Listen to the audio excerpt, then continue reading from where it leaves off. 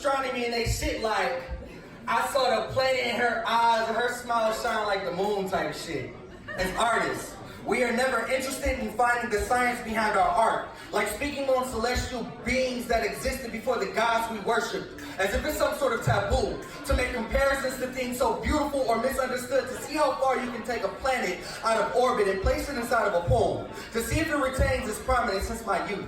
I have always been fascinated by deep space, as if it's somehow related to my life, telling me as I was missing something about myself. I remember learning about the sequence of stars, absorbed by their spectrum from blue giant to red dwarf, wrapping my mind around the fact that even some stars give more of themselves than others could dare to offer. Roy G. Biv meant more to me than my very educated mom just serving us 9 pizzas, and please excuse my dear Aunt Sally was nothing more than an excuse for me to look for answers that never really helped me in life, but I felt like I was born to shine.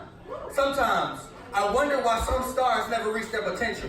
It was 8th grade and my mother told me that all of her children were stars, but I was the brightest, as if I was an OB1 class supergiant conceived inside the womb of her nebula in my family's galaxy. I was that one that was used to find our constellation. My mother cursed me with a magnitude that no earthquake can compare to, and a gravitational pull that feels almost impossible to escape, keeping people in rotations like clockwork, anticipating their revolutions, watching them spin in circles for me. I keep them in orbit. Fun fact, OB class stars give so much energy that their lifespan is the shortest, giving too much of themselves too fast to the point they are unstable. I am unstable, with a blinding luminosity hiding my flaws behind my prominence, fusing my emotions until I become empty inside, making you oblivious to how fast the star decays, I guess you could say.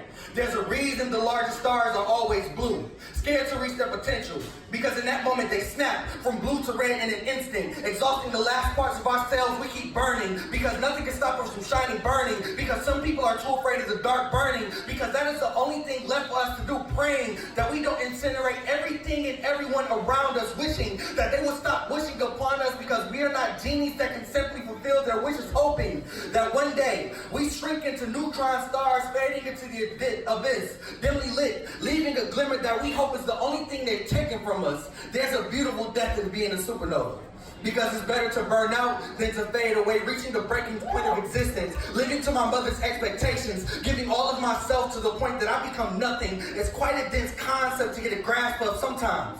I feel a black hole developing in my core, a void that seems to only get larger, the gravity more intense, the darkness can't be blocked by my shine. Have you ever tried to fill a black hole?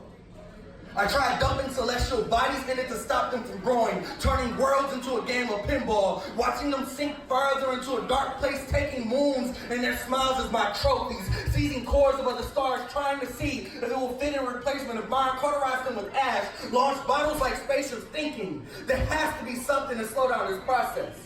When you don't live in the main sequence, your shine is that much brighter. Your energy is more intense, the casualties are higher, the gravity is harsher. We fear reaching our potential because once we do, it leaves voids that not the brightest days can escape.